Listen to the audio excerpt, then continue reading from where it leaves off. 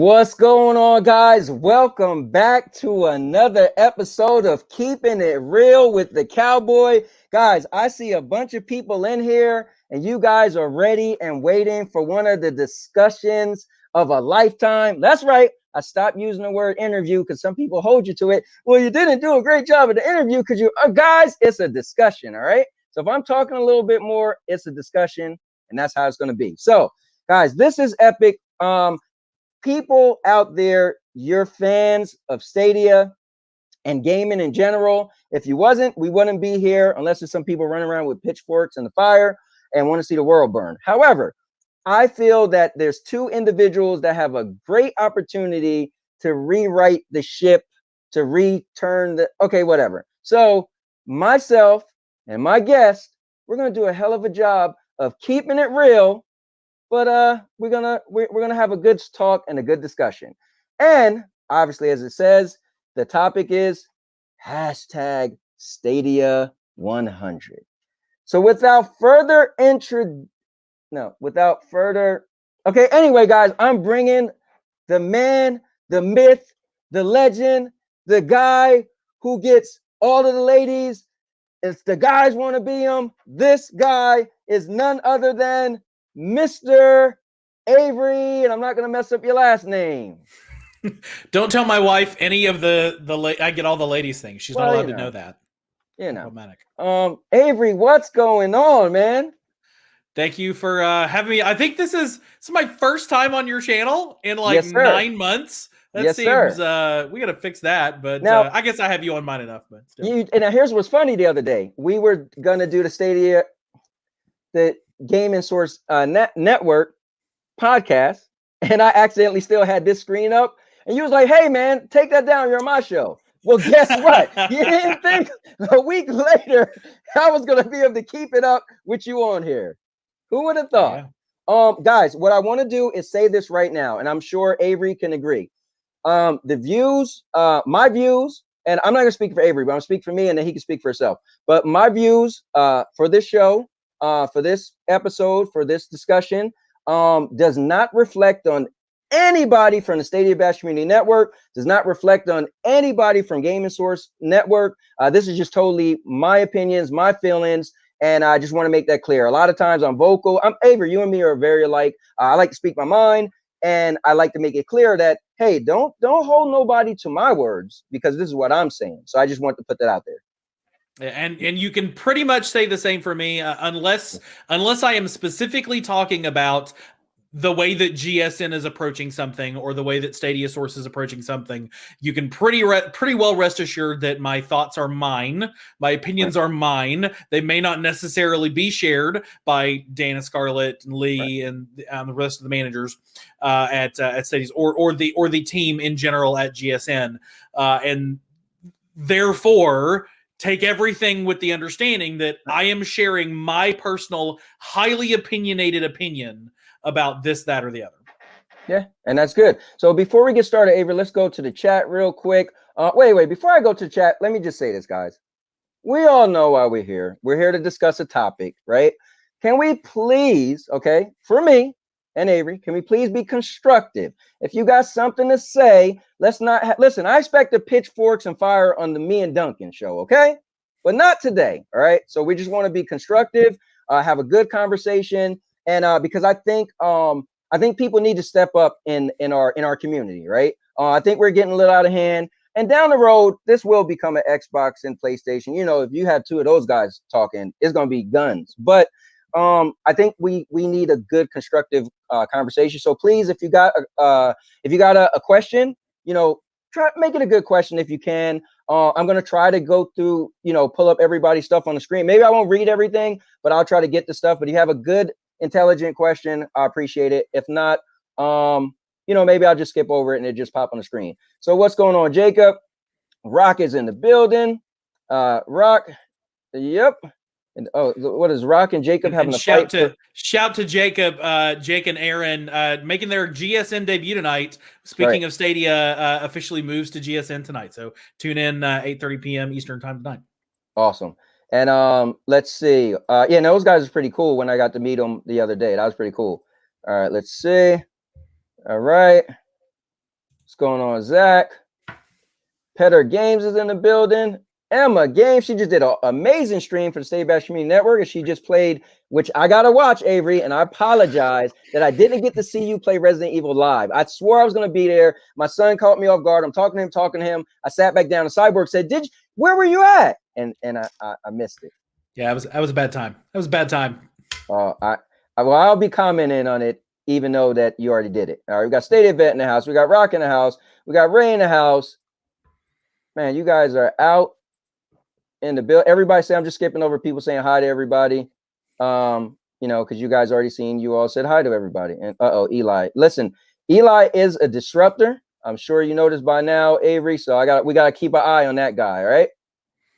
All right, cool. So Avery, the first thing I'm gonna start here, man. I gotta start here because I believe that I call this the meteorite that hit the earth and messed up the dinosaurs. So we got to back up and got to go here. Now, typically, we go into like, what did you play when you was younger? But let's just, so y'all know who we are at this point. Exactly. So I believe, and look, guys, we're both dressed up the same, I believe that the Stadia Entertainment Games, whatever close, has so much to do with the shift a little bit of what's going on right now with Stadia. Now, a lot of reasons. Some people, some people, I won't say names because somebody said, dude, you got to stop name dropping. All right, fine. But some people believe that, some people was really into cloud gaming because of the tech, but they also was like, wow, what would it look like with 1,000 people on the screen, right? And that's fair. So for them closing it, they're like, dude, if they ain't giving me what I was here for, what's the point, right? And we got some people who just like, listen, it's dying, it's gonna be done. What's the point? Blah blah blah. And then there's some people that's like, listen, the meteorite hit the planet, but we're still standing. Let's hang in there. Let me start by that, Avery. Now, I talked to you a bunch of times behind the scenes. I personally think the coolest thing was when you did the interview with Brian from Nerf Report. Give shout outs to him because he does amazing work. But you were very vocal, you were honest, and I feel like transparency is the key, right? Somebody might be like, well, I don't like what he said. Well, guess what? He said what he had to say, man. So, so what can we start there?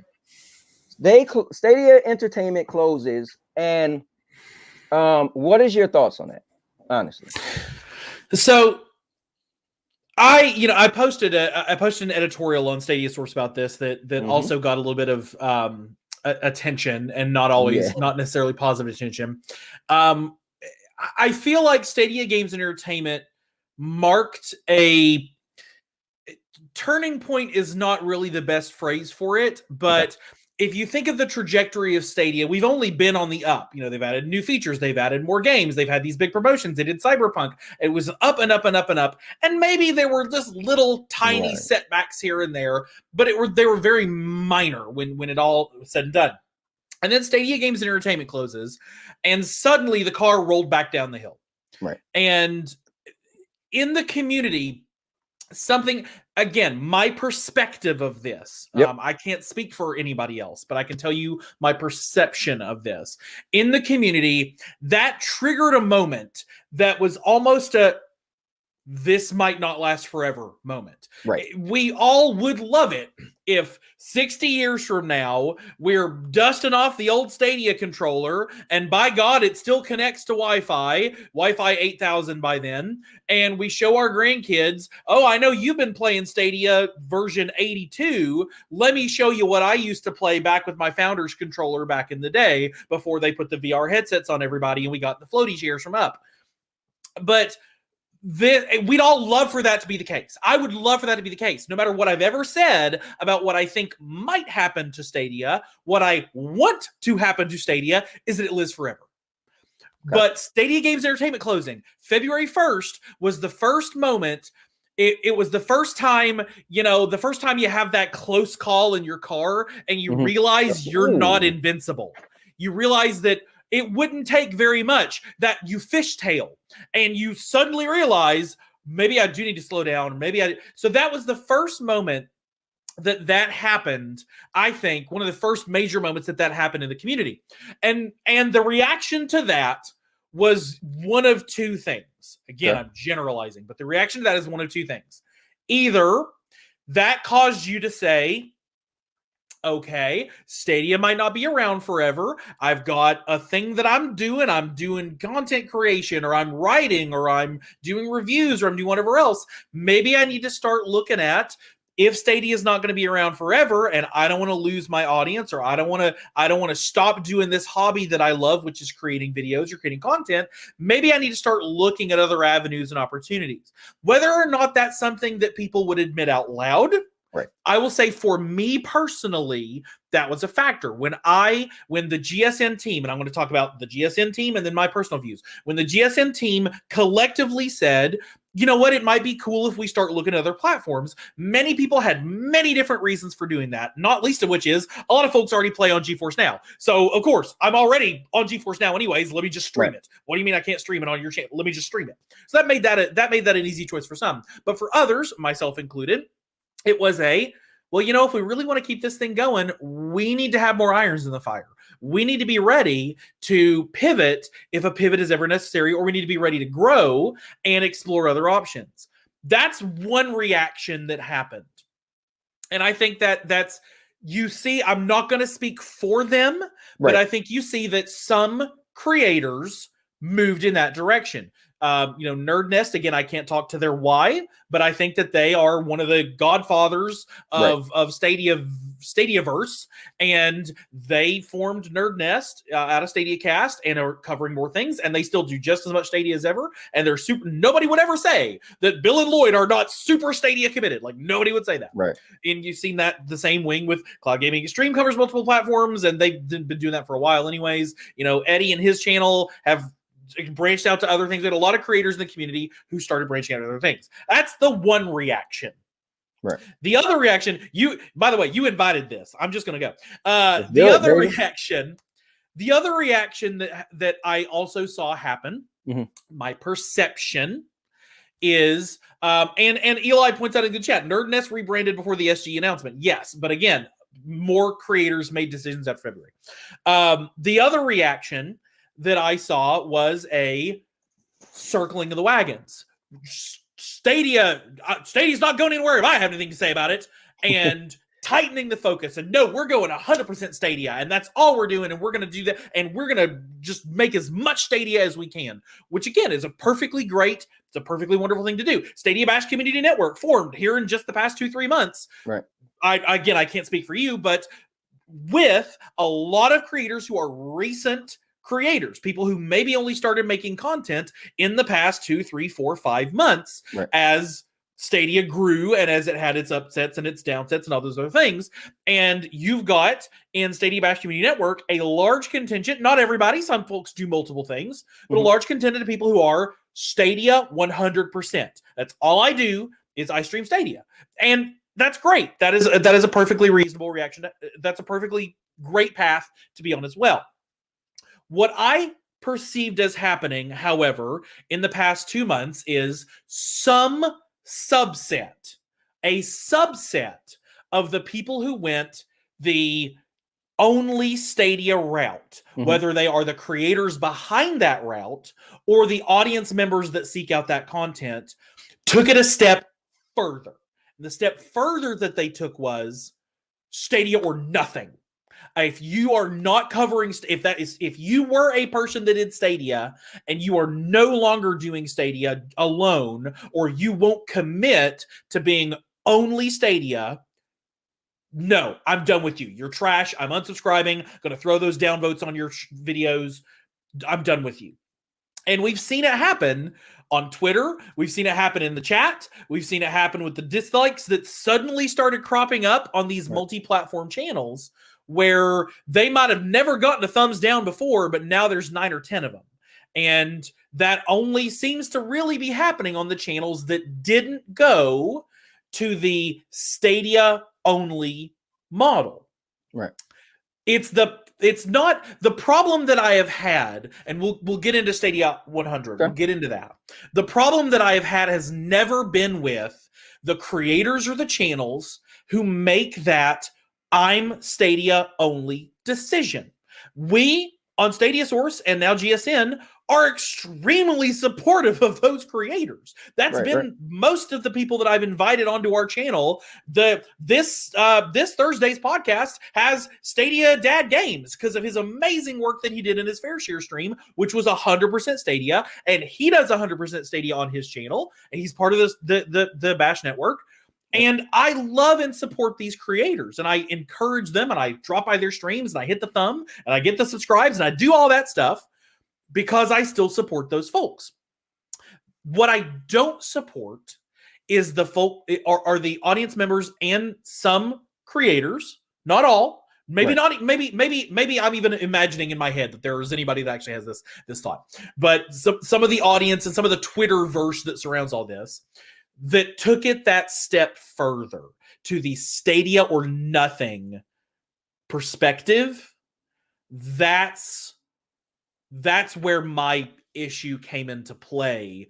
That's one of the concerns that I've had in the organization, in the primarily Stadia Twitter, which I get. Stadia Twitter is not real life, but primarily Stadia Twitter. In the past couple of months. Right. And Stadia Dosage in the chat. Shout out to MM2K Project Storm.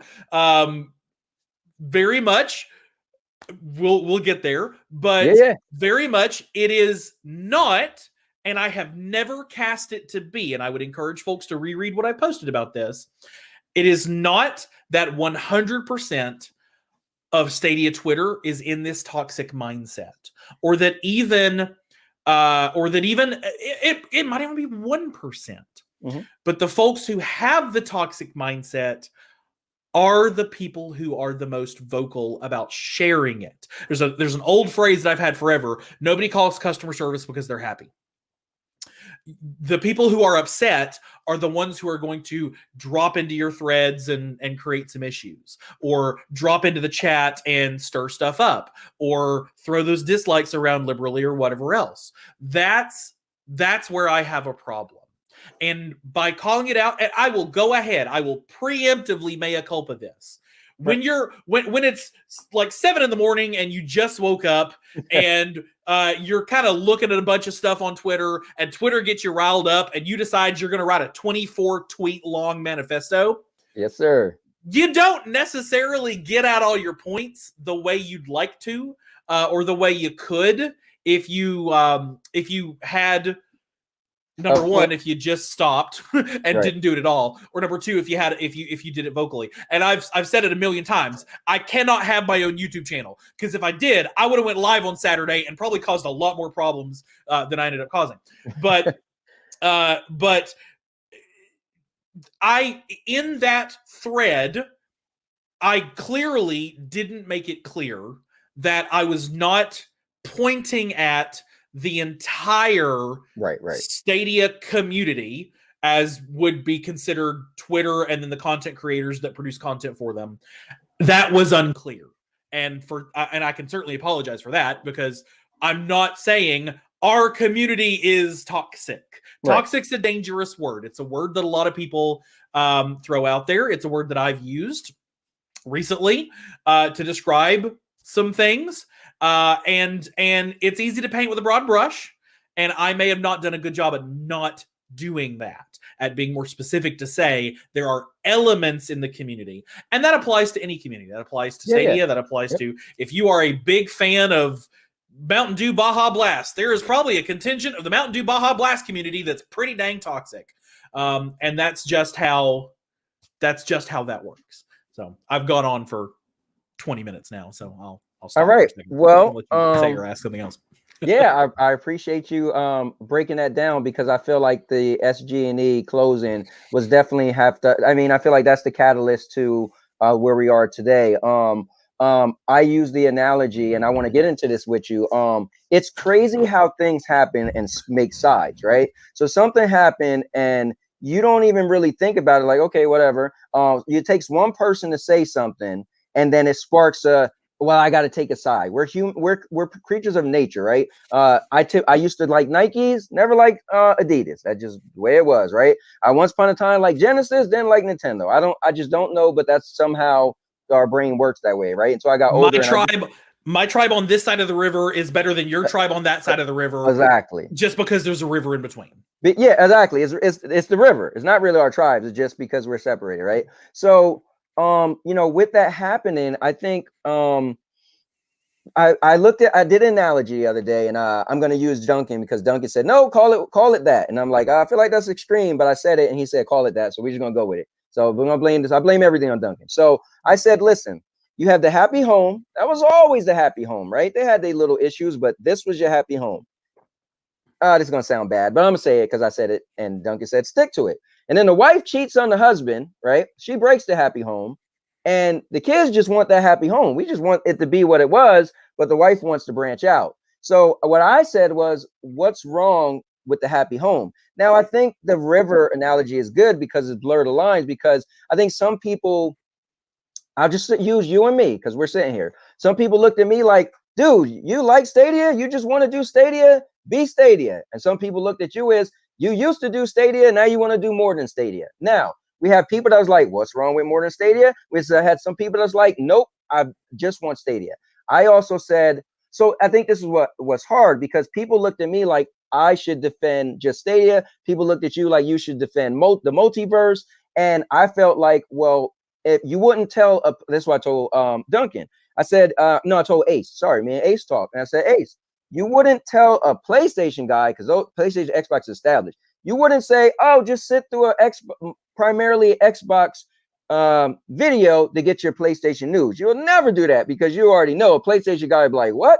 But with cloud, it's so young. It's like, well, what's wrong? Do other stuff. But there's people that started with Stadia, so they don't want to do other stuff. And I think those people got really instrumental of people who wanted to do other stuff. But again, I've always said, and I talked to, I talked to Dan about this, said intentions, right? So people are holding people, which isn't fair to everybody, but people are saying, if you change after the SG&E closing, then you must be doing it because you don't have faith in Stadia. And then that's a slap in the face to me, because I think Stadia is not going anywhere. And I think that's the culprit, right?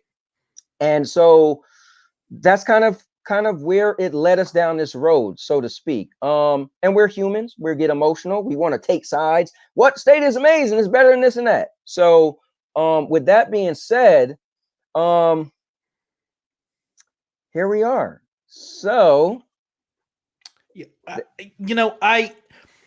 I get where the emotions run fairly high on this, and I've said this before as well, and I think I might have mentioned this on Bryant's channel, or I'm sure I've said it on our channel at some point in the past as well.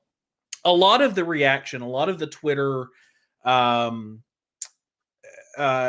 lot of that is based on, hey, just real quick, don't get in the chat and shout out that you're on some other stream right now. Don't do that. That's garbage behavior. Don't do that. Right. A lot of folks are responding from a place of fear. They're responding from a place of fear that the thing they love is gonna go away. Right. And I get it. If you had your absolute favorite pizza place in the world, you still owe me pizza, by the way. If you had your absolute favorite pizza place in the world is right down the street, and you every so often you drive by there and you notice that the parking lot's a little empty, and it used to be hopping and now it's not. Right. And well, they changed their hours, and now they're not even open on Fridays anymore. And they did that. You're gonna get scared. You're gonna get scared that something's gonna happen there. And there's a lot of reactions that you can have to that. Your reaction might be, let's go and spend more money there. Let's go and let's dive in. I'm gonna get all my friends. We're gonna have our birthday parties there. We're gonna do everything we can to save that pizza place. And there are some folks that might go, fine, I'm just gonna try some other pizzas. Find another pizza. It's pizza. It's not that big of a deal. I like them, heck, I love them, but I'm just gonna go buy some other pizza. It's fine. So the folks who are coming at this from a place of fear that the thing that you love is going to go away, I get that. I understand it. But the response that you have to that is so dangerous. It's so dangerous to respond to fear through insulation, through circling the wagons, through I'm gonna wall out other things because it's not the thing I love. If it's not the thing I love, it's just not valuable to me anymore. That's dangerous. It's dangerous because that means if you lose the thing you love, if Stadia closes down tomorrow and your entire identity is wrapped up in Stadia. This is not to say like creators who do only Stadia. I mean, they're all good streamers. They all bought the lights and the mics and stuff. They'll probably figure out how to stream on something else, I would bet. But if your whole identity is wrapped up in, if Stadia closes tomorrow, my world breaks, that is not... It's not a healthy place to be. It's not a sustainable place to be. I got news for you, folks. This is where we said we're going to keep it real. Yeah, and I've said this on a couple other places, but y'all know I haven't been super vocal about this. I don't know. 6 months ago, if you had asked me, is Stadia going to live forever? I would have said, absolutely. Stadia is great. It's a solid platform. Google is 100% behind it. It's wonderful. If you ask me that same question again today, hey, Avery, is Stadia going to live forever? I'm going to say, I don't know. Let's just be upfront about it, folks. Let's just be honest about it. So, we have Avery, nothing guaranteed. You got the platform here, so tell them your time frame when you think Stadia is ending, because you said it on If Stadia dies, I'll say this. What's your time frame here? I asked Duncan the same thing, and have him clarify. So what's your when the Stadia light extinguishing? I honestly would give Stadia less than 2 years. Okay. I think that Google is trying something. I think Google's going to give it about 5 years. 5 years is right about what Stadia or what Google gives projects. If that project is going to make it, if it's going to fly, they're going to feed it, they're going to promote it. It's going to be a big deal. If not, at a certain point, Stadia, Google, Alphabet, the CFO at Alphabet is going to ring Sundar up and say, dude, this is just killing us money. Get rid of it. We're done. And Stadia will close stuff. Google will close it. They'll kill it. They have no problem doing that. Go to Killed by Google, which you all know I hate. Right. But they'll do it. So to me, we've got a 2-year window. In 2 years, Stadia will be about 5 years old from technical conception. Right. And early deployment, like Project Stream. Project Stream was 2018.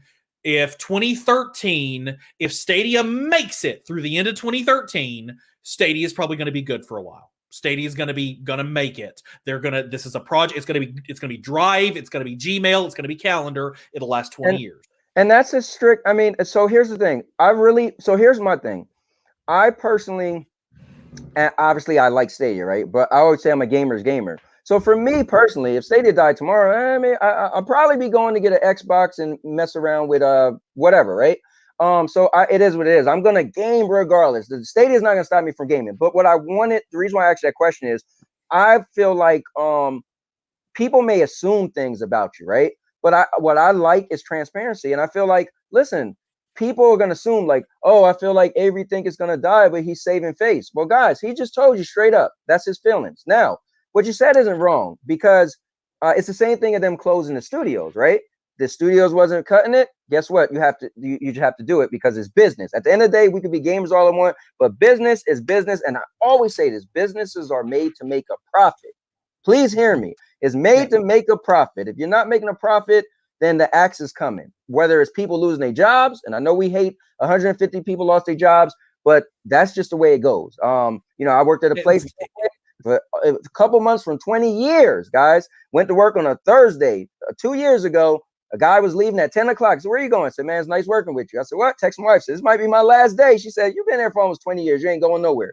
11 o'clock, they called me in. Sorry, Anthony, lost our biggest client. We got to let you go. Guess what? I didn't feel no type of way. My friends are like, why are you not upset? I said, dude, it's business. One day I might be in that same position. I've been there for almost 20 years. They see my kids grow up. They was in strollers. You think they want to get rid of me? I'm the fun-loving guy. No, but guess what? Business is they go to payroll. So with that being said, I really wanted people to hear you because it's fair, guys. Because Avery's, listen, he can have his opinion and he's using, I would like to call, I'm speaking for you a little bit. He's making an educated decision, an educated guess. He's thinking, well, you know what? Business, maybe what they did in the past, blah, blah, blah. If it's not sustainable, people say they could have kept writing a check for the studios. Listen, if your player base is a 5, and this stuff is going to take a player base of 15, right? But you're not going to, your player base is still at 5. Why are you going to write a check that's supposed to that needs a sustainable 15? You wouldn't do it. You would say, we're putting the checkbook away. So, but I want people to hear you so they can stop assuming, because I'll be honest, right? When I look at some people and when they left, they changed their channel, I go, oh, here we go. They have no faith. So if I like the platform, I have faith. It links me to like, ooh, kind of rubs me the wrong way. You don't have faith in what I have faith in, but that shouldn't be like that. So what I like is if somebody say, listen, bro, I don't think it's going to live. I'm getting a contingency plan, but I'm still doing it. But if it goes, I'm safe. And that's respectable. Because none of that prevents you. This is the thing that gets me. This is the thing that hurts my heart when people start raging against, or when people have a negative reaction to things like GSN or This Week on Stadia that switched over to cloud gaming, or any of these things that have these. Do y'all see what's on the shelf behind me right now? That is Stadia controller, 2 more Stadia controllers underneath it, a Stadia water bottle, a Stadia lanyard, a Stadia backpack. Right over there is my Founders controller. Next to, I've got a Stadia controller with a claw in the living room that sits next to an iPad that I bought specifically so I could play Stadia on it. Like, I'm Stadia committed. But to be fair, Avery, you did all that in the past, so it doesn't mean you paid for all that stuff. So I doubt you was going to throw it in the garbage, right? But I haven't sold any of it. It still lives here. I could have removed that all from my streams. I could have moved all that stuff away, but I haven't. And the reason is I love Stadia. I've been playing it all week long. I just started Jedi Fallen Order over the weekend. It's great, and I'm playing it on Stadia. I'm not. The ability to like more than one thing, or even the ability to enjoy something while it lasts, does not mean you are advocating for its end. If I knew that my favorite pizza place was closing next week, I'd probably want to go buy a pizza from them this week so that I could enjoy it, so that I could enjoy that pizza that I've loved and keep enjoying it. You would never start dating someone if you thought that the relationship was going to end. You wouldn't even start. You would never start dating. But everybody knows when you hit that first swipe on Tinder, or you click that like on OkCupid, or you meet them in the bar, or your friend introduces you, statistically speaking, that relationship is not going to make it. That just the math says you're going to break up with the person that you're going out on your first date with at some point. So why would you even ever bother? Why would you even ever go on a date if you know statistically somebody eventually because you've got to enjoy something even if it's temporary. You've got to. It's spring now. There are flowers now. There won't be in 9 months when it gets cold and dark and gross outside again. But that doesn't mean I shouldn't go for a walk and enjoy the flowers now. So when I say I genuinely think that Stadia could close in 2 years, that doesn't prevent me from wanting to cover it now, to stream on it now, to play games on it now, to enjoy it now, to promote people on my channel who do Stadia, to encourage people to continue to play Stadia. I still send out my referral code, not just because I get the free points off of it. I still talk about Stadia to my coworkers, who I'm sure are tired of hearing it. Every time somebody asks me why I have all this crazy setup, I tell them I'm on a podcast about Stadia, because GSN Roundtable is still 98% Stadia. Because that's so. Go ahead. Yeah. No, so you have to. Oh, go ahead. Sorry. Go ahead. So you have to be willing to. I say you. I'm speaking to the Yeah, in folks general. who are nervous about this, or who have doubts about this, or misgivings about this, or people who would say I'm a sellout, or people who would say GSN or Eddie or any of these channels that are covering more than one things are sellout. You can like more than one thing at a time. I watch both Marvel and DC movies. I have both Netflix and Hulu and Disney Plus and HBO Max and Amazon Prime Video. We have a problem. You can do that.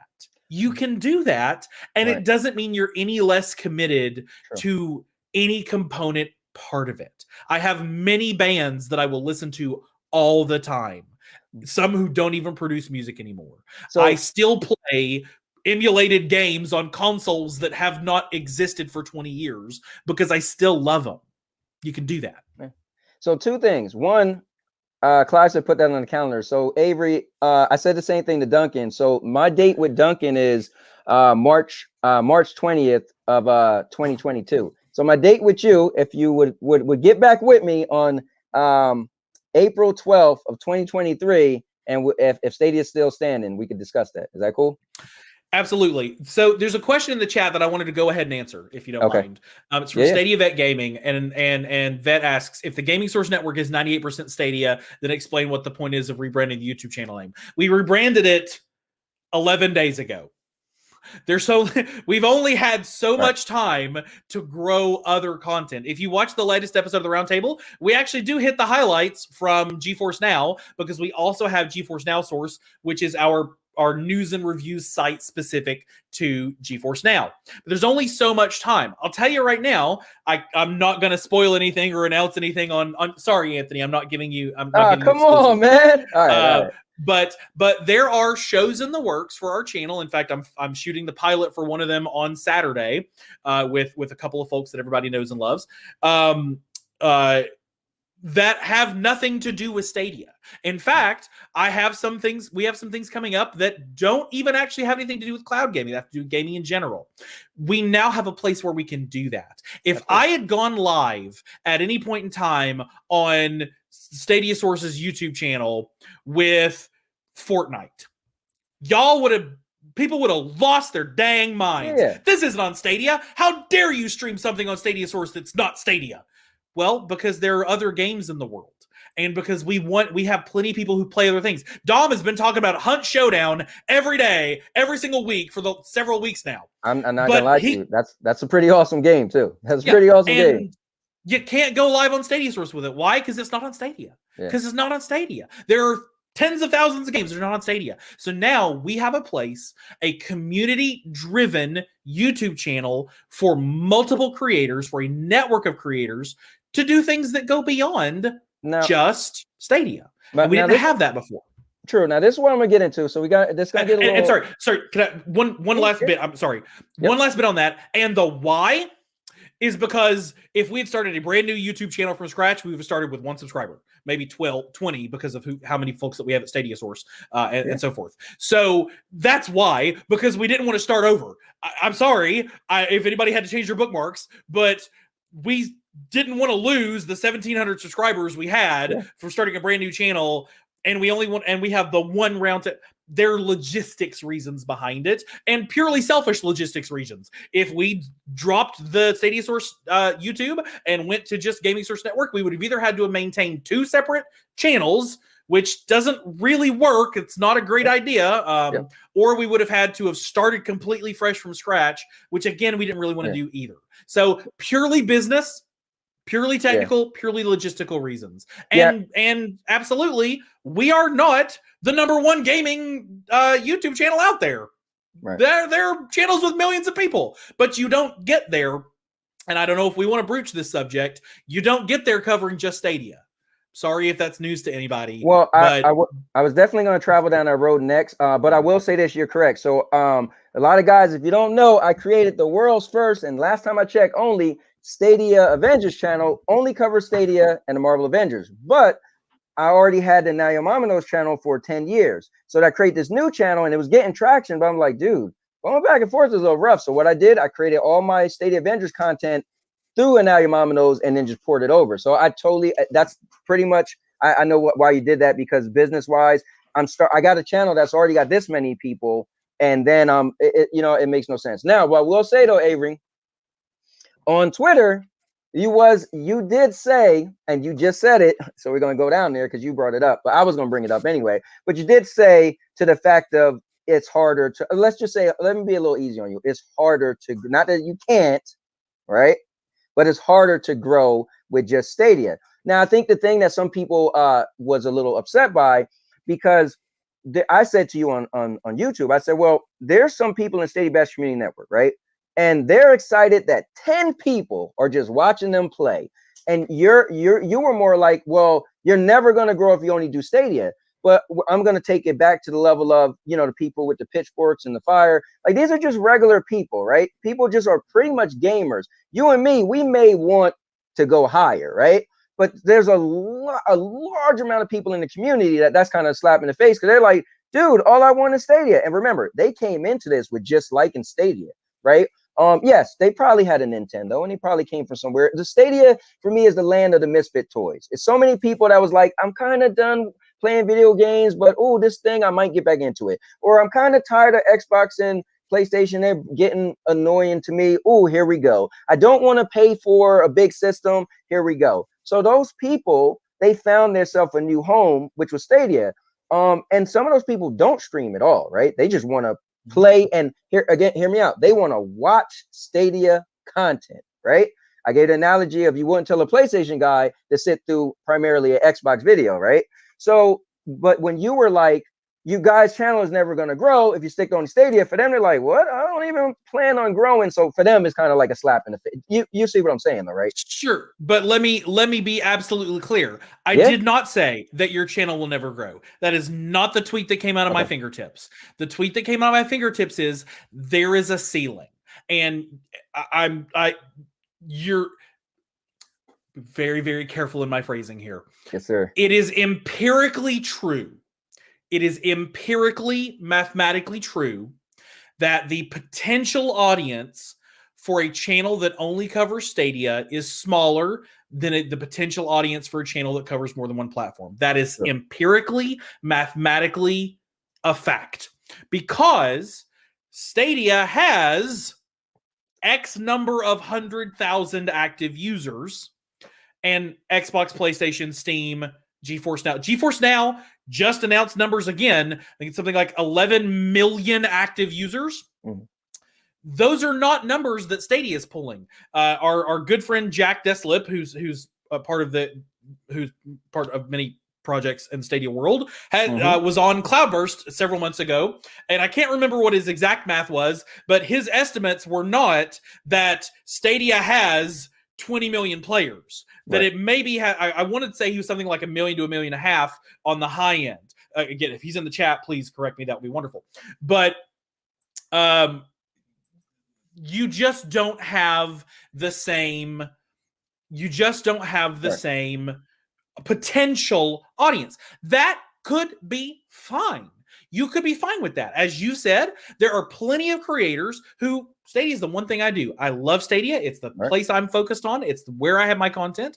That's what I want to do. If that is you, wonderful. Please DM me on Twitter. I'll try to get you on the podcast at some point so that I can help promote you and get more people to tune into your stuff.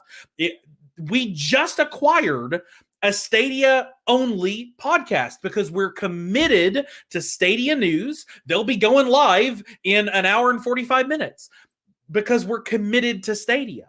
But we know inherently the potential audience is more limited. Right. And for us, and I'm speaking very broadly about the GSN team, but I think I can fairly relatively summarize this from conversations that we've had across there. For us, we would like to cover other things. We'd like to expand into other things. I've got show ideas for really cool things that I haven't seen in other places. I don't currently see them on other folks' channels. Maybe they're out there and I just haven't seen them. Point me the way. But there are other types of content that we don't have represented in the community that necessitate going beyond Stadia. I can't do some of the shows that we have in the works if it's just Stadia on GSN. I'd have to create a new channel, or we'd have to find some other avenue, and we just didn't want to do that. So at least for GSN, we're moving. We're adding to our Stadia coverage. We're adding to it because we want to do more. We want to grow bigger. We want to have more audience members. I'd love for our channel to hit 5,000, 10,000, 20,000, 100,000, a million. Scarlett would go absolutely nuts if we ever got as big, hit cross the million mark. It would be wonderful. I'd love to see the look on her face when we get that little placard from YouTube. So we have that aspiration.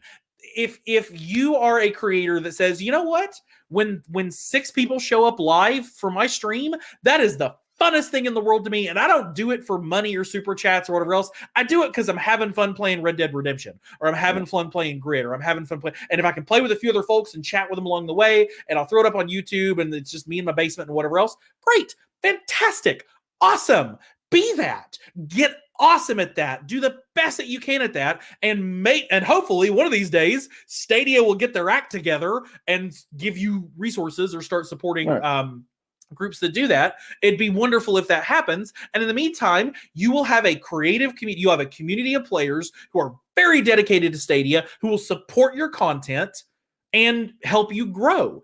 And in the meantime, if you want to tune in to Power Up Plus Thursday evenings on GSN, where Anthony plays Stadia games, you could do that. Or any of the other channels or any other folks on our stream. If you want to tune into Speaking of Stadia, you can do that. So I think that folks some people took things the wrong way. I think they took some of these moves in a direction the whole closing thing. You could see how people being emotional, people being invested. You can see how it happened. Now, here's my thing. I feel like, so I think here's the bottom dollar. I think it's, man, how do I say this? I'm trying to make this constructive. I think that people being everything I just said, and then you add content, right? Like Dan and I, we talked, and he was, I'll be honest, he was upset with my terminology, right? That threw out there. I said people distancing themselves. I use the word distance, right? Just meaning that if you ever had a straight only Stadia and you add something, I use the word distance, but I get what he's saying. Like, well, technically that's not, or if you change the blah, blah, blah. So people who, again, want that 100%, right? Then for them, right? Like, again, let's say the Roundtable Podcast. It's been Stadia for over a year, right? So last week we added GFN some content, right? Wasn't much, right? All of 2 minutes. We spent less than 2 minutes in a 90-minute show on something that wasn't Stadia. But you would love for it to be more, though. That obviously you didn't do this for just 2 minutes. You did this because one day you would love it to be maybe 20 minutes, right? And it could be 20 and 20, and because obviously you want to grow. So it's just rough, but it's like obviously you get that people are people, and you get that people want what they want, and you got to remember these people, you guys, right? Not them. You guys gave them Stadia Source for over a year. That's what you gave them, right? So I always say this: when the camera turns on, when you write a post, you subject yourself to anybody's feelings. If you want, I give this credit to Cyborg. I believe he said, somebody said, if I was a pastor and I had a church for, we'll go same timeline, a year and something change, and I come there one day and say, you know what, I'm changing religion. It's not going to be received well, right? So, and I get it, it's just gaming, so that's definitely on a lower scale, but it's still something people spend. I watch more YouTube than I watch television. Like I just do, right? So I just want to be clear, because I want people to feel like the sincerity. But you understand how some people could be livid before we even get into the 100. But you obviously understand that part, right? Absolutely. And Clive in the chat, why not have the Stadia Podcast Roundtable on the GSN, or does Speaking of Stadia fulfill that? The reason is the Stadia Source Roundtable Podcast, there's a bit of retconning that's going to happen here for those of you who are comic book fans. The Stadia Source Roundtable Podcast was the podcast for Stadia Source, the one news website that we had. Right. We now have 2 news websites under the umbrella of the Gaming Source Network.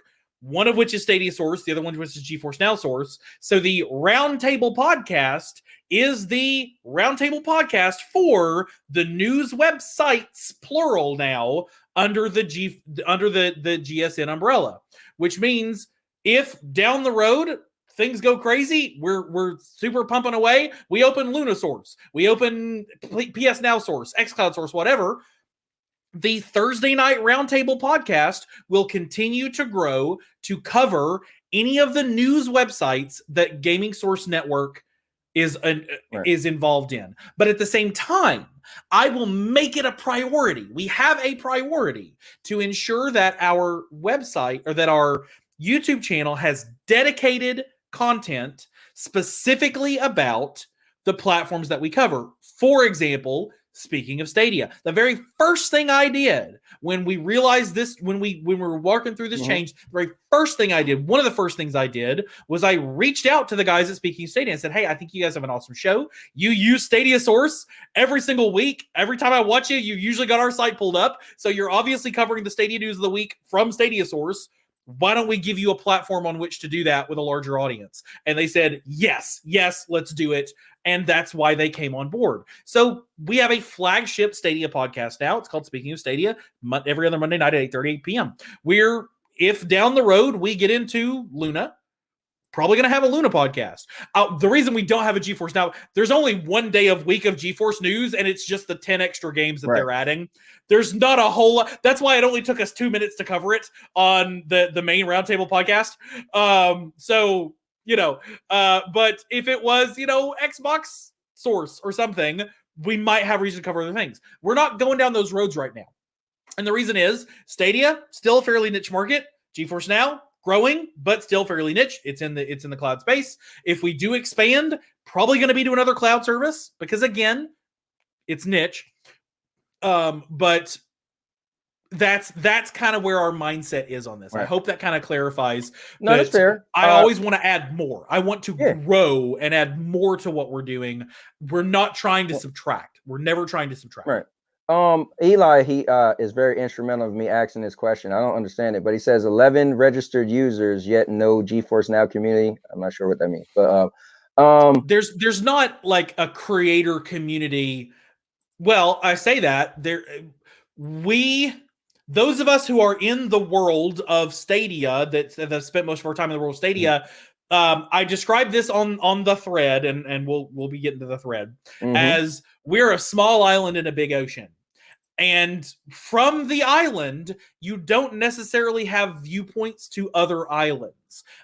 So there might be a huge GeForce Now community out there that none of us really know about because we're on our island. We're not paying attention to it. Questions in the chat that we haven't gotten to yet. That doesn't mean that it's not out there. So it might be a thing to get to. And just this is also Eli's question. Stadia Pro Gaming is just shutting them out. I have no idea. GeForce Now could close in 2 years. I don't know. I'm not psychic. If I was, I would have a much larger house. But we wanted to add another platform. The GeForce Now team is extremely great to work with. They've been very, very forthcoming, and that's why GFN was our second platform. We talked about Luna, we talked about PS Now, we talked about xCloud, but the GFN team, the guys behind that, the NVIDIA community team are just amazing. And go from there. So let me ask you that. So how much of because I've heard and seen some content creators get upset with Stadia because Stadia, like for instance, Luna made Cyborg whatever you call it, avatar, right? Little avatar, yeah. And so I said it before, it's just I won't say I'm joking, but part of it is real.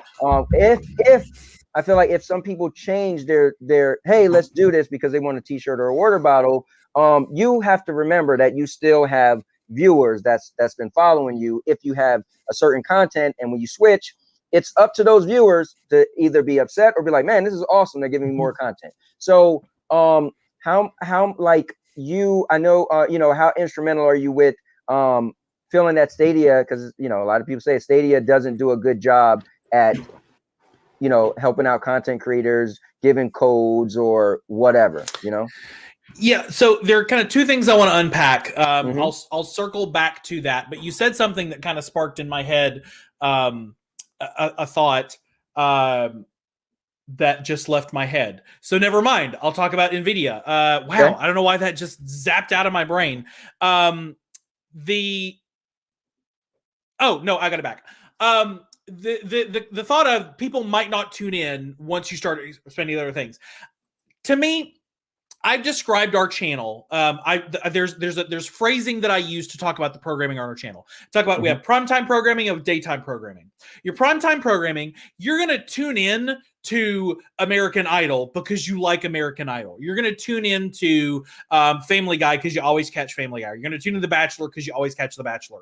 And maybe it's because you like the hosts, or maybe it's because whatever else. But it's usually because that's kind of what you want to watch. We're gonna have a lot of shows on our network, like speaking of Stadia, like Cloudburst, where you tune in because you want to catch the show. We also have what I call daytime programming.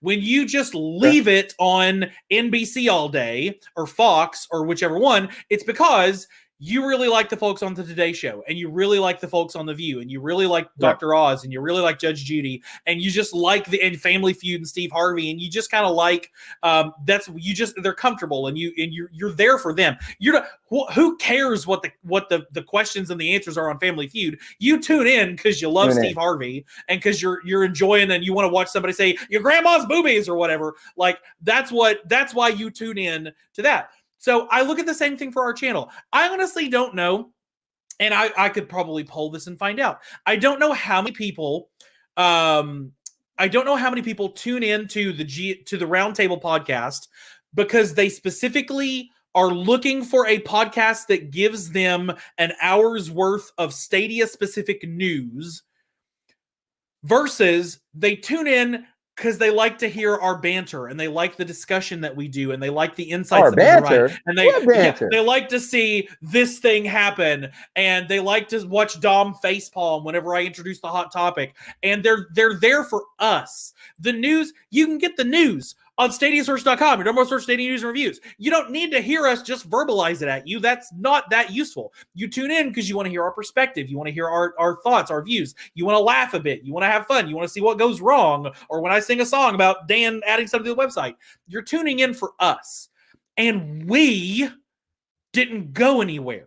So I hope that, and I think looking at the numbers so far, we didn't lose any viewers on our episode on Thursday. We'll find out what happens this Thursday. We'll find out what happens on the next Thursday and Thursday beyond that. But I think people are tuning into GSN because they like watching you play games on the Power Up Plus. Right. They like watching Dom just murder everybody on Dead by Daylight. They like watching Aegis and the Aegis Squad on Friday nights. Like, I think that's why people are tuning in.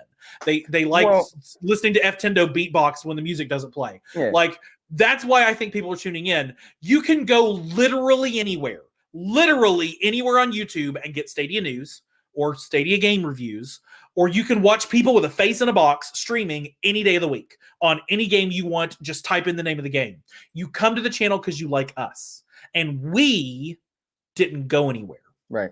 So that is great. I mean, I said before, I even talked to Scarlett one time. We were talking about streaming. I said, streaming is about the person. It's really not so much the game. That's if you can get the people to watch you and not the game, then you're doing something great. Now, there are people that's going to Google a game and your stream may come up. And I told the story. My wife and I were streaming Little Nightmares 2. Some random woman came in and was giving us advice. And I said, hey, but how did you find it? She was like, oh, me and my son was stuck. And on Little Nightmares 2, typed it in and your video came up, you and your wife, we start watching. But they stuck around because we were playing. So I definitely get that. So let's do this. I don't want to keep you all night. And I love it because I think we got to get to the topic though. We got to get to the topic, and let me look on my list. Let me bring this up though, because I got to do this. So again, you guys started, I want to ask two questions. One question, then why not change the StadiaSource.com name and to GSN.com? Great, because StadiaSource.com is still your number one source for Stadia news and reviews. There is no website on earth that has more traffic than Stadia Source for Stadia. None. Zero. I would be willing to bet if I could see the Google Analytics on the Stadia community blog, we probably get more hits than they do. But that's highfalutin talk, but I bet we do. So we are still that. Stadia Source is still they're connected, but they're not. It's almost tough to kind of really describe, but it's like Stadia Source is part of GSN. GSN is now the umbrella factory. Horrible example, but it kind of works. There's a company out there called Yum Brands. If you've ever eaten at a Taco Bell, a KFC, or a Pizza Hut, you ate at a Yum Brands food place. You ate at a Yum Brands restaurant because they own those brands. GSN owns Stadia Source, GeForce Now Source, and the Gaming Source Network YouTube channel. Pizza Hut is not Taco Bell. Pizza Hut is GeForce Now Source is not Stadia Source, but they're still their own things. They're still their own great places for you to get that particular type of content. Dan said it very clearly on Bryant's stream, and I repeated it because we repeated it. Stadia Source isn't going anywhere. Stadia Source is still there. It's still there. If you type StadiaSource.com into your browser, you will get to StadiaSource.com. The only difference is our YouTube channel changed for purely selfish reasons because we didn't want to start over. Because I'm the guy that has to look at these analytics every day, and I didn't want to have to start over. We wanted to maintain the same people that will see us go live when the next stream goes live or whatever else. And maybe you see that thumbnail pop up. Scarlett does amazing thumbnail works, and you notice that it's green, and the corner of it says Rogue Company or whatever, or it has the G4 screen, and the screen says Portal 2, and you're like, I don't care about Portal 2. Swipe the notification away. Same as you do if the notification comes down and says Stadia Source just went live and it's Avery playing Bomberman, and you're like, I can't stand to hear him play Bomberman one more time. Swipe it away and just don't tune in. That's how YouTube works. But that's why we did it. And it's exactly what you said. Right now, there are 100 and 200 games that you could do a stream on that somebody could randomly search on YouTube and find you. Now, if somebody searches Hunt Showdown and they go to live, they might catch Dom streaming it live. Or if somebody searches whatever other game that's on GeForce Now or whatever else, they might be able to find it. And they couldn't do that before. Right. That's why we didn't just that makes sense. And that's why. It's logistics, it's business. Right. You know. If you guys came to me, Avery, I had a foolproof plan that you could have kept it all together. But anyway, that's besides the point. So here's the thing. I want to ask you this, and then we're going to get into Stadia 100. So some people brought this up, right? And man, I listen, I'm as much this reason why I want to have this talk with you is because I'm very instrumental in some people might say, well, Anthony, you started all over a month. March 13th, actually, I looked it up, was when I watched you guys on Ace's thing, and I made a post on Twitter, and I challenged you guys to come talk to me because I felt like you was yes man, and everybody was agreeing with everybody. And that was March 13th. But I wanted to talk to Duncan first because I felt he was the main culprit and blah, blah, blah. And then next thing you know, I feel like things got crazy. So people blame me, whatever. Sorry. I will say that I like entertainment more than all the crazy stuff. So some of the times I kind of just is laughing and smiling. I just feel like I promote a space for people to get entertainment. But I realize there's real people and lines are being drawn in the sand. Anyway, with all that said, but Avery, once upon a time, all right, I got to bring this up because I actually did. Somebody put it on Twitter, and I retweeted it. I'm new to Twitter, kind of, sort of. And so, but once upon a time, you guys kind of did your own Stadia 100. You realize that with the Team Stadia, we put the whole thing, put everybody's names on it. My name was first on the list, which was kind of cool because it starts with an A. So, I mean, technically, that was kind of sort of similar thing, right? Could we talk about that a little bit? Sure. So Team Stadia hit in the wake of the SG&E closing when everything was kind of let me take a step back further than that. We don't own Team Stadia. GSN and Stadia Source were not the people who created Team Stadia. Team Stadia evolved very, very early on, probably 9-10 months ago. Thanks, Legend. It's bisexual lighting, if you go Wikipedia that. It started long before anybody else. There was also the Team Stadia play, which Scarlett and Zach, who's in the chat, kind of got started, and it was established for completely different reasons. There's a solidarity of purpose behind a team, hashtag team whatever logo, hashtag Team Jacob versus Team Edward. There's a solidarity of purpose behind that. And so the whole letter movement, I'm the one that got the letter started, myself and Duncan from Cloudy. We actually do work together on things. And that was to help center everybody to understand that we have solidarity of purpose in supporting Stadia, regardless of whether or not Stadia sticks around. The friends that you've made and the community that we built stick around. So that's why the hashtag Team Stadia thing came about. Doesn't have anything to do with the Stadia 100, which I understand also has a separate and definitive purpose. So I wouldn't necessarily tie those things together. As Zach has said in the chat, it was established at a different time for a different reason. You think I'm Don King? He doesn't have the hair for it, Rock. He Yeah, doesn't I have have any no hair hair for it, Rock. So, oh man, that's great. Well, but what I will say is though, I get the meaning behind that, but that movement still was strictly Stadia, but I get why that happened, but it was just saying, hey, we're not going nowhere, we're Stadia. Now, since then, here's what's funny, right? How the circle comes around. That movement was there to say, Stadia, we're not going nowhere. We're going to like our Stadia. We're going to play our Stadia, and we don't care. We're going to ride this into the sunset. Since then, a lot of people branched off, right? A lot of people on the list that said, we're going to like Stadia, stay Stadia, not going from Stadia, actually started to do more than Stadia or even left Stadia. But the thing is, nobody on that list was... like Nerd Nest was on that list. Okay. The list was not, and Sunny was on it too. The list was not people who are exclusively doing Stadia content. Right. The graphic and the and El Boogie, we'll talk about that. The graphic and the sentiment behind it was, we are a group of friends. We are a group of creators in this collected community that all support Stadia itself and support the community that we've built around it. That doesn't mean exclusivity.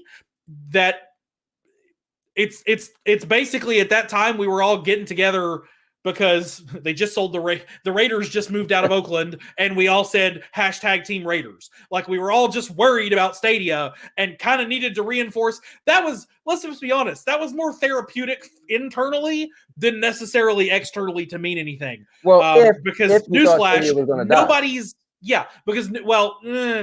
but like, nobody's searching, and this will segue into the Stadia 100. Nobody's searching for that hashtag. Right. Unless you knew that hashtag existed. Nobody's saying, I want to find some information on Twitter about Stadia. What hashtag could I use? How about hashtag Team Stadia? No, nobody would ever know to do that. Right. Just like Stadia 100, which we're getting to. Okay. And I'll talk more about kind of we'll get there. So let's go into Stadia 100. So take me back when you first, you wake up on Friday morning, maybe? Saturday. Yeah. Saturday? So you wake up on Saturday, and you see, so take me back to your feelings when you seen it. Take me back a little bit, and let's talk about it. Sure. I'm going to start by saying that my feelings on this have evolved a bit, and some of that is through hearing feedback and seeing some of the response and all that kind of stuff. My gut reaction to what I saw on Saturday, and I'm not the only one. There were plenty of tweets that kind of hit around that point. My gut reaction was, I'm going to walk you through what I saw and what I perceived. Please understand this may not be the reality of the boots on the ground. Yeah. I'm going to walk you through what I perceived. What I perceived was, we've created a hashtag that is designed to highlight channels and content that have locked in to the Stadia only model, to the exclusion of everyone else. That's what I perceived. And it wasn't the first half of that phrase that I had a problem with, specifically highlighting Stadia specific content. That was the specific there. Mm-hmm. The second half was the part that I had a problem with. And that was creating or trying real hard to make sure I'm saying things well here. You've been doing a great job so far, right? The problem that I perceived was that by creating a hashtag that would be specifically used by people who were Stadia only, were ride or die Stadia. And again, we've since seen statements from the folks involved that it's not meant for that, but that was, I will say, that was the public perspective that I saw from many people on Friday and Saturday, that, oh, this is just for Stadia people. Okay. That I felt was regressive. I felt that was basically, that again was that circling the wagons. That was that rotating things internally and blocking out everything else. Maker of Chaos that you have here kind of is talking about an echo chamber. And the reason, there are many reasons that I had that feeling, but one of those reasons was, let's just speak logistically. Okay? Let's talk about Twitter. How do you find content on Twitter? Generally, either you're following it or you search for it. There's no world, I'm going to be blunt, but I hope this is taken well. There's no world in which John Smith in Sheboygan, Wisconsin, who wants to find Stadia content on Twitter, is going to type in the hashtag Stadia100. They're just not, because they don't know that it exists. Right. They will never know that it exists unless they happen across content made by somebody unless they happen across content made by somebody who used it. But the average person on Twitter looking for Stadia content is not going to use that hashtag, because they don't know it exists. There's no way for them to know that it exists unless they come across it. So we've already started from a place of an inward pointing movement, a movement that is pointing inward because it can't, by its logistical nature, by the mechanisms of Twitter, accomplish its goal at the outset. That doesn't mean that as it grows, if this gets adoption, maybe people will take it up. But right now, if you're on Twitter and you see somebody using the Stadia 100, maybe you should just leave off the chat comments because they're getting a little bit much. If you sorry, real quick. Hey guys, let's, if we could keep it constructive, because I'm just gonna skip the if you want your comments to be seen, if you got a question, let's keep it constructive. I said that in the beginning. Maybe some people tuned in later, but we want to keep this constructive. At the end of the day, I would like for us to have this great talk. You get a chance to hear Avery out. You could hear me out, and then we could go from there. But it's not going to save anything if you guys are, this is the problem. Exactly. If the chat's going to get crazy and cursing, and that's not being constructive, and that's not going to get us anywhere. So, if you can cut it out, if you're mature enough to cut it out, cool. If you can't, I just won't click on it. And Avery, you do a great job of reading it. And I'm like, dude, how you? I have it. It's that is directly above my camera. Gotcha. So as I'm looking at, you know what my problem is, and I like to have more of my body in the screen, so my thing is always further back. Maybe I need to go back to putting my little harness on with my phone. But nobody needs to see more of my body. So that was my knee-jerk reaction to it. Right. Was that it was internally, it was pointed in the wrong direction. Right. And I understand, and I'm seeing some commentary in the chat. I understand that everything starts somewhere. Right. Nobody gets a hashtag off the ground until you get the hashtag off the ground. I totally get that. But I saw this and many others, because again, I was not the first person. Bat Pixie, one of our contributors. Because to me, the perception that I took was that it was again facing the wrong direction. It was facing inward. The only people who are going to see it are people who are already on your friends list, who are already tuned into your channel. Jump in there real quick. So here's one thing. Obviously, when you woke up, you seen it. You was like, "What the heck?" But here's one thing to think about. If we can't reach the kid in Iowa, right? But what you can do is you can reach the guy that you always knew that was in your circle. But you could say, "Hey, here's the bat signal," right? You might feel like and feel upset that your favorite guy started doing different content. You might feel, and again, this don't have to be somebody who never heard of a person that has stated hashtag Stadia 100, but it could stay in word at first, right? Because it could still be as simple as, hey, you don't even know who to go to anymore, or you feel upset, or hey, it's so many people. Do you do Stadia content anymore? Do you do? I don't even know. Oh, wait, there's that hashtag Stadia 100 thing, so I know I could go to him for content. You know, right? Which, if go ahead, just say it. The rollout. I know what you want to say. If no, okay, I don't.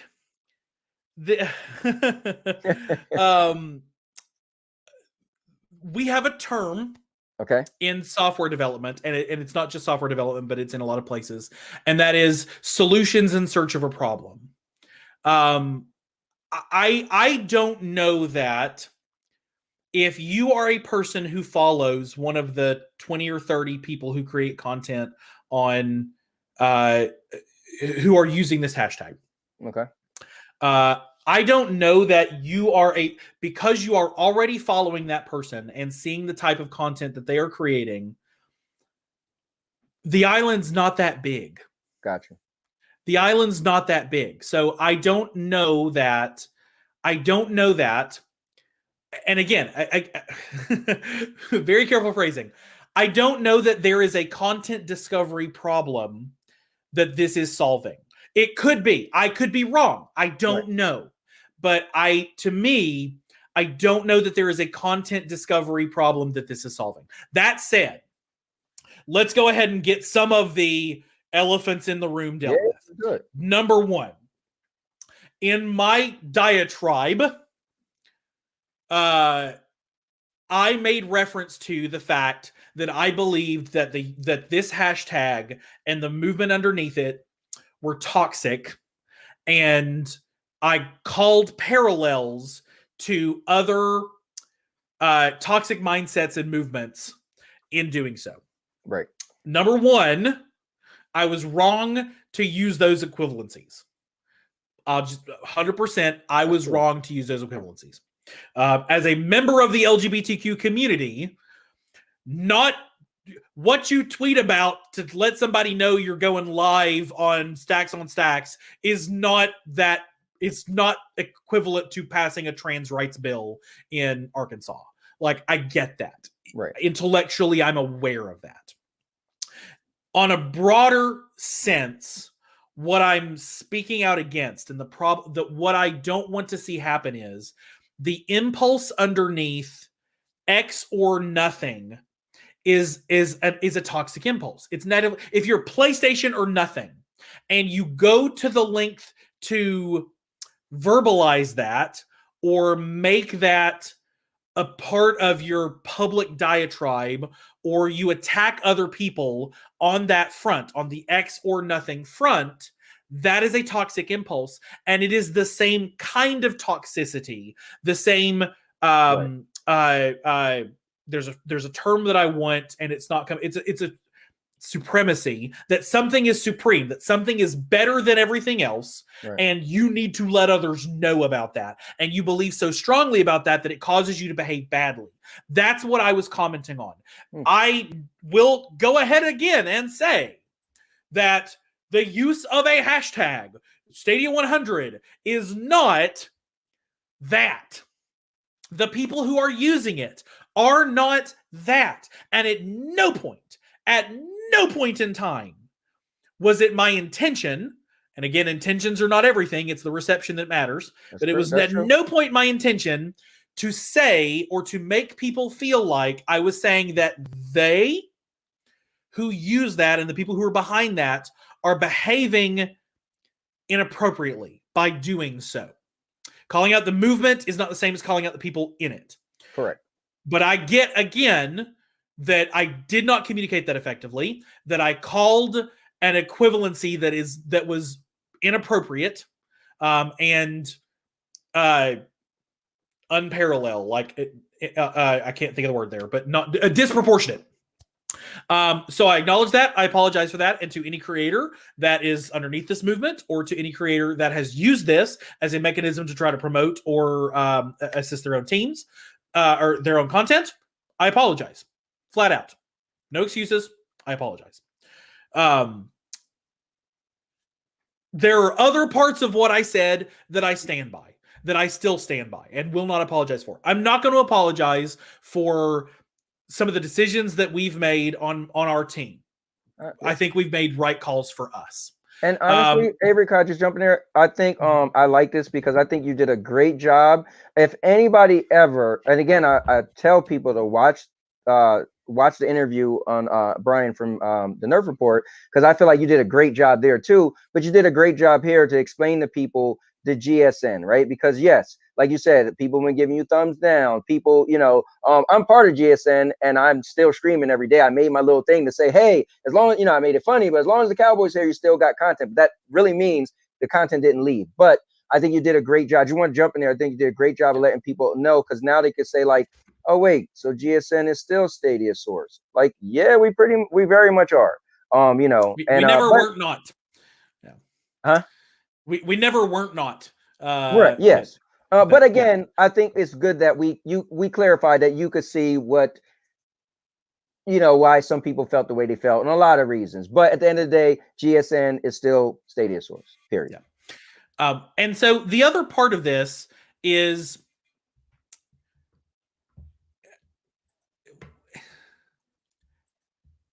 I recognize reformat. Okay.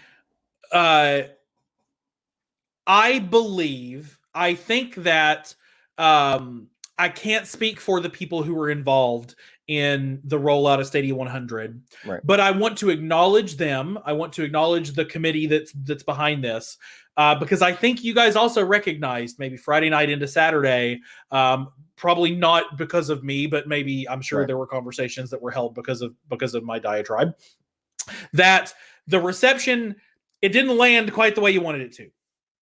And I appreciate that folks like Clive went out and made a clarifying video to try to say, no, guys, this is what this is all about. It's not you don't have to be Stadia ride or die, to do that. The term that I used in my thread was purity test. And again, that one has connotations that go beyond where I wanted it to land. So I will apologize for that as well. You see that? You see that, Avery? See what Royal Donut said? I appreciate it, Royal Donut. Yeah. Sprinkles only, please. So I appreciate that the folks involved in the movement have taken a moment to assess and to try to get back out on it and say, look, guys, this is what this was all about. I want to encourage, going back to the solutions in search of a problem, if there is legitimately a problem here, if there are creators in the Stadia creator community who feel that despite the fact that we are a small island, they're not getting their share of the island. Thanks, Dad. We'll see you on Thursday. If they agree that, or if they believe that they are not getting their share of the island, let's figure out ways. Let's work on that. I certainly think that a hashtag campaign is a start. Whether it went the way everybody wanted it to go or not, it's out there now. It's out there. Yeah. I'll be selfish and say, if you go to stadiasource.com and click on the More tab, there's a creator section, or there's a creator section on the website where if you are a Stadia creator, we will put your content on our website. We will host you, or not host you, we will embed so people can find your latest streams. If you're not on that page, hit stadiasource.com and contact Dan. We'll get you on there. The desire to increase the awareness on the island is respectable, and we all want to make that happen. We all want to work together to make that happen. I also think that we should all be willing to acknowledge and understand that, is kind of what I said toward the end of the diatribe, The whole point is we're not organizations like ours, organizations like Nerd Nest, organizations like Cloud Gaming Unfiltered. Mm-hmm. They're not trying to get off the island. Like, none of us are trying. It's not lost. We're not trying to find the way off the island. Right. We're trying to build a bridge to the mainland. Because if I can get the Gaming Source Network Roundtable Podcast to have 1,000 people that tune in every week, heaven help me, that would be wonderful. Not going to happen. Maybe in 10 years. If that ever happens, then when I have you, the creator that has 100 subscribers, not you, but you, the generic you, the creator that has 100 subscribers and is just trying to get some more people to watch your streams because you work so hard on them and you really want that to happen, you're only going to get so many people from on the island. We've got to build that bridge. We've got to get more people interested in Stadia, and we've got to do it in a way that applies. We've got to do it in a way that grows the population. Right. It can't be that we are all 60 channels trading the same 300 subscribers around. That is not growth. When you look at your subscriber count go up, but it's because it's the 20 people that were already subscribed to my channel and subscribed to Cloud Game and subscribed to AndNowYour MommaKnows and subscribed to Duncan and subscribed to whatever. That's not growth. We're not adding new people. You are shifting. I was a music minister for 10 years. Talk about churches and religion. Mm-hmm. I was a music minister for 10 years. Moving somebody from one pew to another is not growth. I got you. It's not growth. Taking them from First Baptist and putting them in First Methodist is not growth. You got to get out there and evangelize and get more converts. Yeah. And I think that's why we're doing what we're doing. And I listen, I think the great thing is you hammered home, people should be able to understand it. But I think people saw it, and again, we don't need to go over it, but you were saying a bridge to get more people in. Well, the same bridge to bring people in could be a bridge to let people leave, right?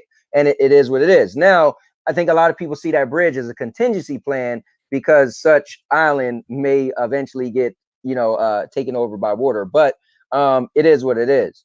Let me ask you this, because I wanted to bring up, do you want to comment on this? Dr. Spaceman said,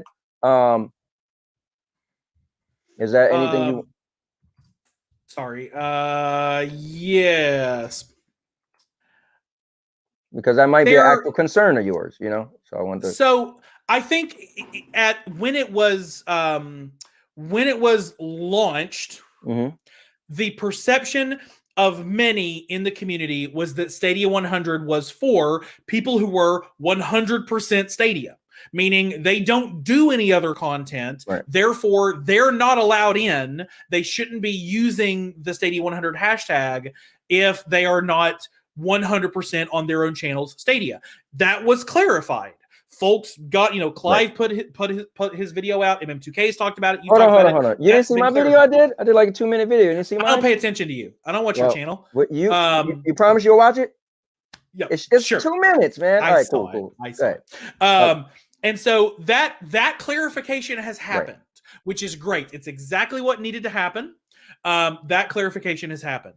And so folks now know the hashtag is being used to call out content that is itself 100% Stadia content contained within the video. This is a video that is a Stadia video. It's not Stadia Plus. We're also going to do some Xbox or whatever else. And that makes more sense. That is the clarification that needed to happen. I hadn't seen, or it didn't happen by Saturday when I reacted to that. And I had a lot of folks who I was in conversation with. A lot of people rile each other up, and I was riling up as well. Yeah. That clarification didn't happen by the time I said what I said. It's happened now. I think the message has gotten out. No, this is not an exclusivity thing. But the perception at the time was, well, if you're not Stadia 100, you can't use our hashtag. And I think it's pretty clear if you listen to me say that out loud, it's pretty clear why somebody would think that's exclusionary or that's insular. But the video, that was what I was responding to. That's been clarified. Yeah. That's all been clarified. The original video did say more to come, though. It did say more to come. Sure. And that's fine. If I say, Anthony, I think you're ugly, more to come. And then later I say, yeah, but you got a nice goatee. Like, that's, people don't, they I don't, got you. it's, you watch the first 30 seconds of the video and then you go on Twitter about it. Like, Yeah. that's what people do. But from Avery, I don't know if you see this, but for my own narcissistic ways, you see that? Just saying, all right. I could take that down. Which now. all of the channels. So that's where all of that came from. Was and I'll go ahead and say none of this was. I'm going to go. Please let me make this absolutely clear. Sir. And I don't want to take all of your evening either. None of what I said was the feeling of StadiaSource.com. None of what I said was the opinion of the Gaming Source Network. Obviously, the things that you say reflect on the organizations that you're with. And by virtue of that, I caused Dan and Scarlett and everybody else a little bit of heartburn over the weekend. And I apologize through that as well. I didn't mean to do that, but you suffer the consequences of your actions. And so I apologize to my team for the heartburn that I created them. But I want it to be clear. At no point, this was something that I also saw going around on Twitter, and this was something that I've heard a few folks mention in their videos about this. I've watched a few videos of folks who were doing commentary about this. A lot of folks seem to think that this was Stadia Source lashing out because we were not included, or Stadia Source lashing out because of... I am not Stadia Source. I am the face in the top left-hand side of the screen when you watch our podcast. That does not mean I speak for us. I get it that perception is reality, and that is what that is. But at no point did Stadia Source say, well, we want to use the hashtag, and why can't we use that? That was not what this was at any point in time. This was me up too early tweeting stuff I shouldn't have. That's what this was. So listen, you're being real. Yeah. I hope that clarifies. Ultimately, at the end of the day, the goals of everyone involved are the same. The goal is to increase the number of people who think that Stadia is as awesome as we do. And how you go about that and the mechanisms you use to achieve that aim are going to be different.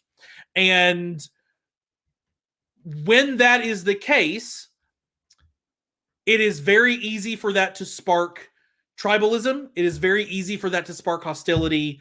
And that is not everybody's intention.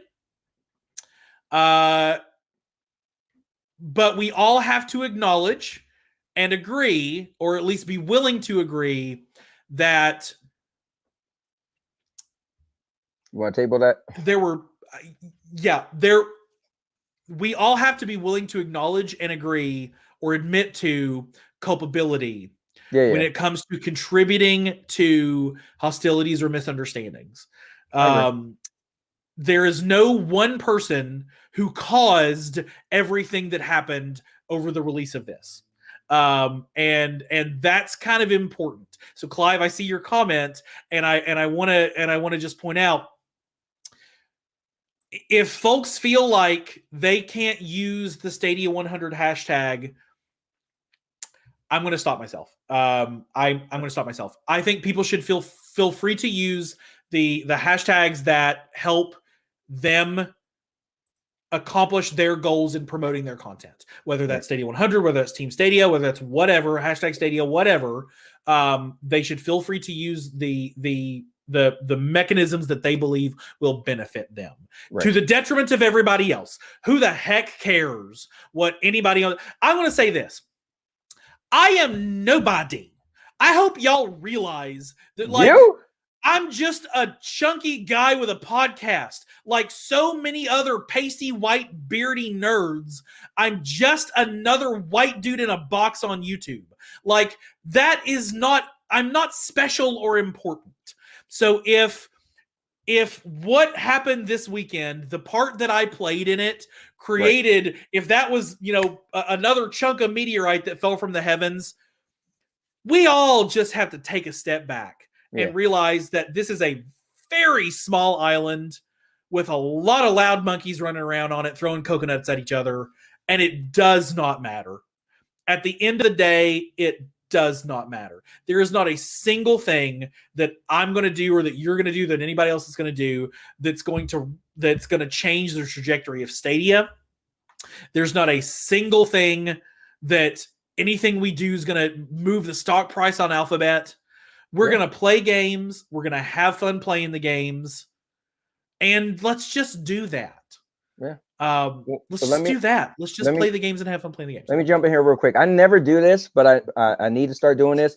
Guys, if you like the content you see, make sure you subscribe to the channel, like the video. It's an everything channel, so it's not just Stadia content. I always tell people that gaming is actually a very small portion of my channel, but it's vlogging, it's podcast, it's you name it, product reviews, movie reviews, everything's on here. So if you guys like the content, make sure you subscribe to the channel. And that's the last point I'm going to promote my channel. But I just want to say it before people run out of here because they feel like, man, I wanted pitchforks and fire, but these guys seem to be kind of level-headed. Yeah, and good shout from Eli. Yeah, Bill from Stadia Cast is a much more nerdy, wise bearded guy. I agree. And yeah, exactly the point. There's a lot of drama in this little tiny community. Yeah. When you're in high school, you think everything that happens in your high school is the most important thing in the world. When you're at your office of 100 people, you think that everything that happens in your office of 100 people is the most important thing in the world. I get it. I've been involved in nonprofits. I've been involved in social organizations. I've been involved in hobbyist organizations before. And at the end of the day, whatever crazy scrapes happened this weekend into today, right? There are 7 billion people on this planet who did not know it happened and will never know it happened. We can all rest soundly tonight knowing that absolutely nothing that took place over this weekend into today is going to move a million minds. Like, it's just small island. And that's okay.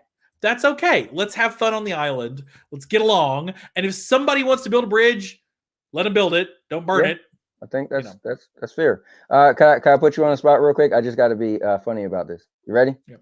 So what you're saying is, Avery, on Thursday night at 7 p.m. when I stream All-Purpose Champ Power Up Plus on the Gaming Source Network, I can use hashtag Stadia100? I am saying that if you would like to find content that is itself 100% Stadia, that is a hashtag you can certainly use. I personally would just go with hashtag Stadia, because that way other people who are searching for Stadia content can find it. That's just me, though. I know that's silly to use like the name of the platform. I got you. But I had to do it, man. Yeah. Well, listen, man. Me personally, guys, so far you've seen me do I don't call it interviews, we'll call it discussion because we're talking. And but I personally felt that if you had a time machine, you went back a little bit, there are a lot of people that's probably like, Anthony, the Cowboy started this. If you trail it back, that's where it started. And I'm like, what, me?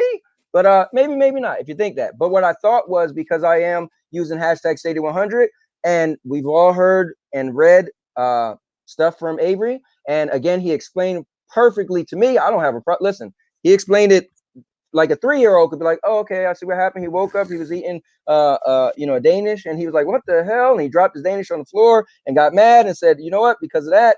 But yeah, I think where we are is a great place, right? I think you and I could safely say, hey, if you do content, again, it's not about the channel, it's about the content. You want to use hashtag Stadia cool. We could safely say, guys, you're not being threatened by someone adding new content other than Stadia. If they originally only ever did Stadia, it's okay. And you're not threatened if that person decides they don't want to do Stadia anymore, okay? Then you got to find somebody else. It is your favorite movie theater might close down. Or are you going to stop watching movies? No, chances are you're going to go to a different movie theater. And I think that's what we have to grasp. We're highly opinionated people. We're emotional people. I like to say this.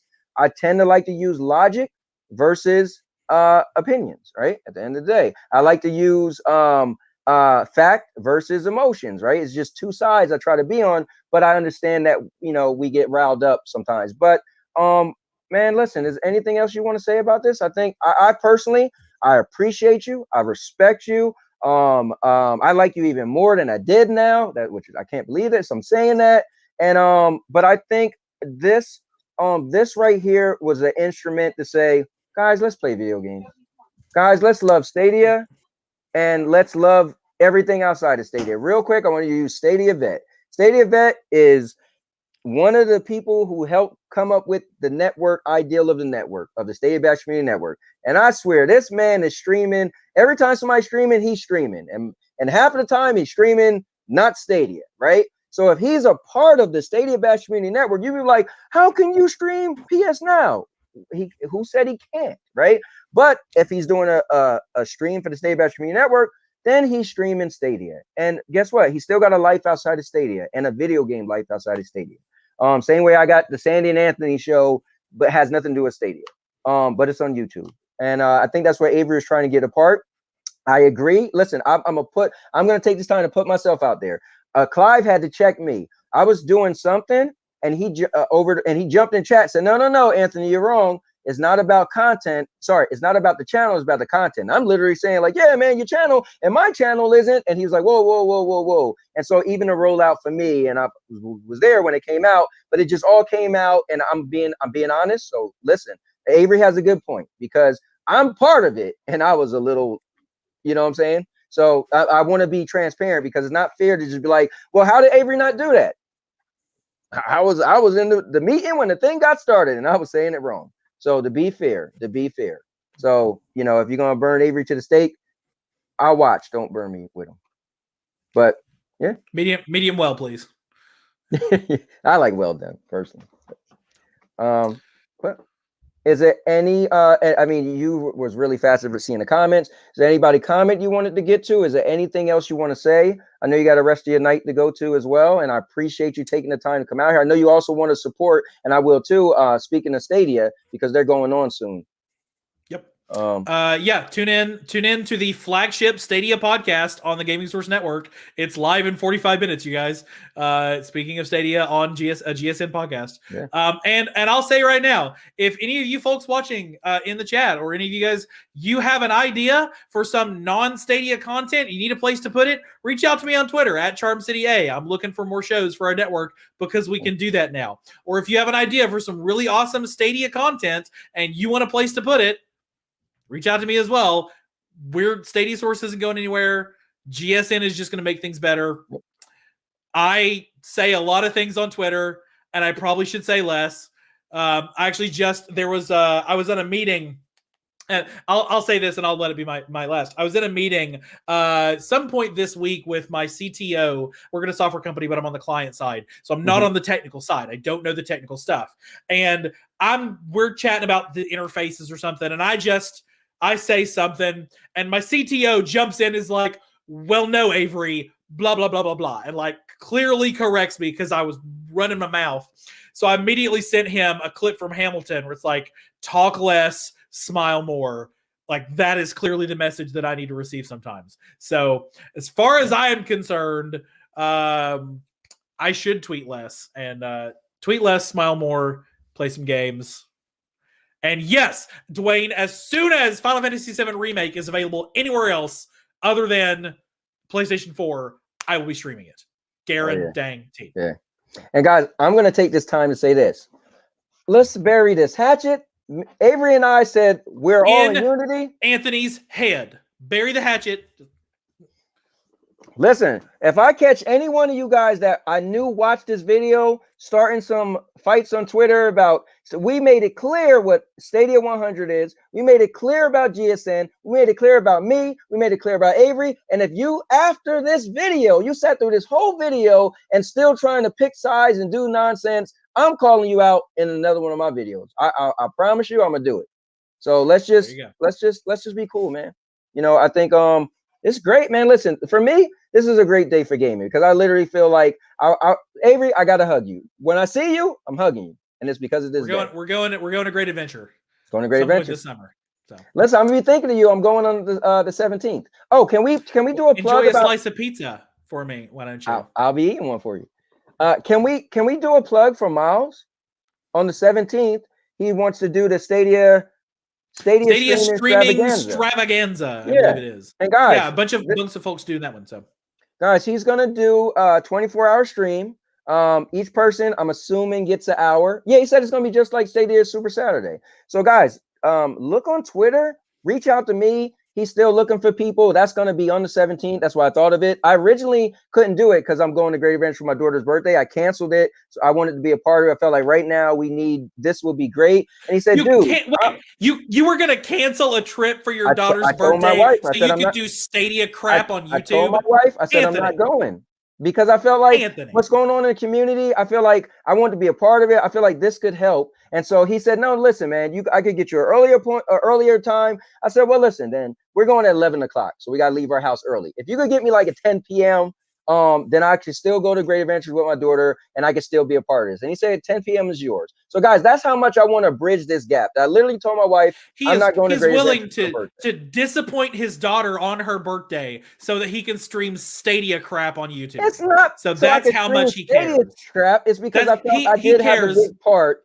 I felt like I cares so much that he would literally skip out on his own daughter's birthday to play video games on the internet for strangers. Technically, her birthday's the next day. All right, we're going for her birthday, but it's like it's the next day. It is. That makes it so much better. So much better. Guys, just so you know, my birthday is actually tomorrow, April 13th. Just so you know. So, guys, just in closing, finally, you'll be old enough for Medicare. Listen, my wife the other day, real funny story. She was reading the thing. She got it wrong on the movies or movie time. She was like, oh, if you're 50 years old, you're a senior. I was like, Sandy, 50 years old. I'm definitely not. I'm pretty sure 50 doesn't mean senior. So now I joke with her because tomorrow I'll be 45. And I'm always like, yeah, because in 5 years, I'll be a senior. So I'm not letting get that early bird special at Denny's. Right. It's not 50 years old. We all know that. Right. So, but anyways, Avery, thank you for coming on, man. I appreciate it. Love and respect to you, man. Everybody, I hope you give this man so much respect. He could have said, I'm not saying nothing, sticking to whatever, but and he spent almost 2 hours of his time, and this has been pretty cool. And I think literally you said everything. If I was in the panel, on the comments, I don't even think there's anything else I want to ask you. I think you addressed so much stuff, and we topic it all. And I think today should be pretty cool that we could just move forward and say, okay, we get it. We get error on this, we get error on that, we get error on a lot of stuff. But like you said, dude, how many people? This is so small. So let's just game. Let's play some games. All right. Any last thing you want to say? Hit the like and subscribe down below, you guys. That's all I can say. Hit the bell. Ring the bell. Ring the bell, you guys. Ring the bell. Ring the bell. And make sure you catch me on Gaming Source Network every 7 o'clock Thursdays. I said it wrong, but right after the GSN Roundtable Podcast. Yes, there you go. All right, guys. Take care. Have a good day. Now your mama knows.